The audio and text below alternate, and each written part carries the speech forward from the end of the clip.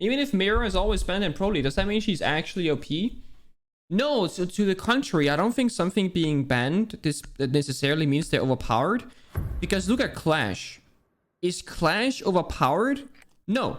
Is she strong? Yes. But what is she more? She's annoying, right? And Mira's the same. Mira, in a lot of scenarios, isn't even that good.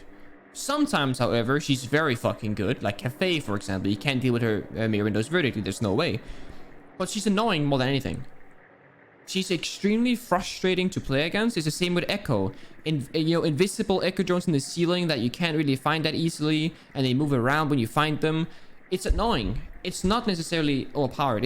Why is Jackal banned and ranked a lot? It's not because he's overpowered. It's because he's annoying as fuck. You know?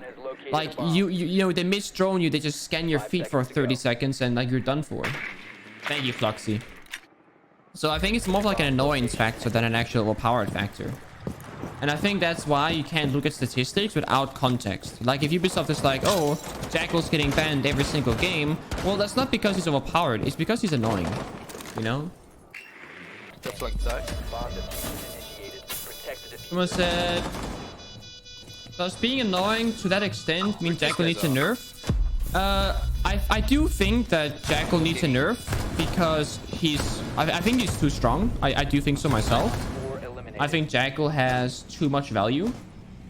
But I don't think it necessarily means he needs a nerf directly. Because the thing is, Jackal is the only operator that is like a tracker, right? Like a hunter. He's the only operator in the entire game that has that principle. Caveira is a sneaky bitch. Nuke is a sneaky bitch. Jackal, he hunts people, right? And you should pick Jackal for that purpose. And only for that purpose. I do think they could change the gadget slightly and how it interacts with the world around it, but I don't necessarily think that Jackal needs a nerf. Jackal isn't even played that much in professional play because he doesn't help with shields, he doesn't help with echo drones, he doesn't help with Valkyrie cameras, he doesn't help with killing people, he only helps with finding people. And in professional play, you have good droning, you have good communication, and you have a pretty good idea of how the enemy team is playing. Jackal is still strong in pro play, but it's very rare you can actually pick him over, you should pick him over any other operator. If anything, you should take away his secondary shotgun or his smoke grenades just so that he isn't as universal. But I still don't think that's a good idea. I don't think that's good at all. I think they should reduce the range of which he can scan, so he has to be like on the footstep. So that he can't scan from like skylights, he can't scan from far away. He has to get deep inside the building to get footsteps.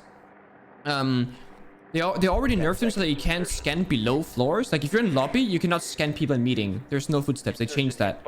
They also reduced the range already, but they should do it more, I think. I don't think the weapon or the gadget or the secondary gadget should change necessarily.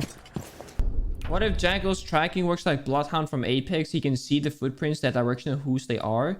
Yeah, so I thought about this as well, right? What if you change Jackal so he's like Bloodhound and Apex Legends, mean that he can't scan the footstep and see where they are, but just like now you see what operator it is without scanning and you can follow them, right? And it says how many seconds ago they were there. That way it makes him like a lone hunter. Or you make it so if Jackal does scan someone, only Jackal sees the ping. Which means that, you can't just play ranked and you have like a Jackal player that doesn't communicate. He presses F on his keyboard and every single person sees exactly where the enemy is. Only Jackal sees where they are and Jackal has to communicate where they are. Jackal will hold F. He'll see us scanning. Oh, guys, he's in Visa. Yeah, imagine dropping first. But only Jackal knows, Enabling us to get to. I think that could be quote-unquote a passable change. But think about it. Wouldn't it be super frustrating if you have a Jackal and he doesn't communicate where they are? That would be super frustrating. In pro play, it wouldn't matter, but in like ranked and solo queue and like in a quick match, like fun elo, it's probably a bad change because it requires too much communication. It requires too much teamwork. Competitively, it's a good change, but for the average player, it's bad. But it would make him much more hunter-like. Hello, JM. It's kind of like a pulse, because pulse can't. When Pulse is scanning someone, only Pulse sees it and no one else. And Pulse has to communicate with his mouth where the enemy is. And I think that's why Pulse is balanced. Imagine if Pulse was scanning someone, it would ping them automatically. Just like a camera. Every single time you post them, they would just get pinged every single time. Wouldn't that be kind of like overpowered? The enemy wouldn't know they're getting pinged, but their teammates would. I don't think that's good. But Jackal works that way. For whatever reason.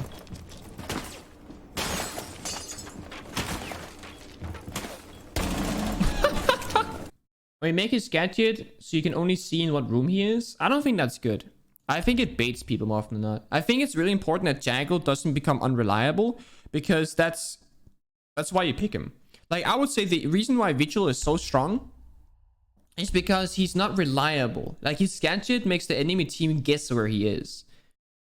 Because he could be a room below you, he could be a room next to you, he could be in the room you're in, like you're actually droning. Like, you don't know for sure. You can kind of estimate, but you never know for sure, right?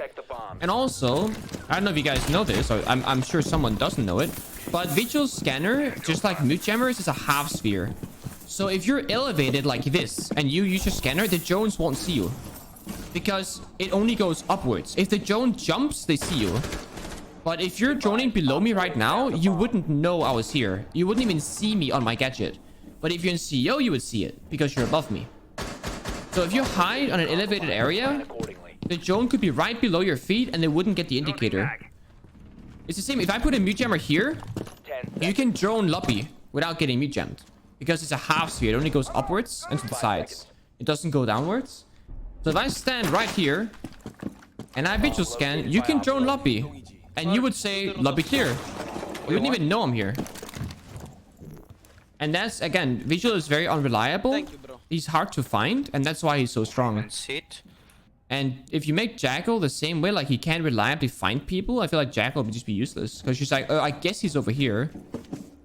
I like that Caveira specifically counters Jackal and Vigil counters Lion. I like that as well, but the only issue is that Caveira isn't a playable operator. GM, I'm on my Smurf, if you can add me. Hyson. O.O. Because how often do you play Caveira to counter Jackal? And is picking Caveira for the sole purpose of countering Jackal even worth it? I don't think so. You know, you don't really pick Caveira for that reason. In pro play, the only map you would ever pick Caveira on was basically Bank, if the enemy didn't drone top floor well and they just had a Jackal, but everybody kind of figured it out eventually, you know? And that's only because of 6-pick. I think it's really good to have operators that directly interact with each other. Like Bandit can bandit a mirror window, Hibana can open a mirror window. I think Sledge should be able to sledgehammer the mirror window, because that way you could punish mirror windows that are put way too much forward. Like if you put a mirror window at the first entrance to the building, you could just sledge it and they get punished for putting it in a very open position. Like border armory wall, if they put one there, you gotta deal with it vertically because you can't punish them. I think it would be very, very good if they changed it so that you could sledgehammer a mirror window and crack it so that they couldn't see. Right? Either one of two things. Either both people could see through the mirror, or nobody could see through the mirror. So that you crack the mirror window with sledge. Kind of like when you play Blitz or Monty and you get shot at, you can't see that as much because you have bullet holes in your shield. Or in Tarkov, same mechanic there. And same with Maestro Cams. Imagine with Maestro Cams, you could just shoot the glass with a gun and the enemy couldn't see on it. That could be a really smart counter. I'm not saying it's a good counter, but it could be a smart counter, because you just like use a fuck ton of bullets into the Maestro Cam because you couldn't kill it. Because let's say you're playing Thermite, you can't kill the Maestro Cam. Unless it's on the floor and you can put a Thermite charge on it, but he could also sap it if he's smart, right? It's like there's no way for you to really go about it.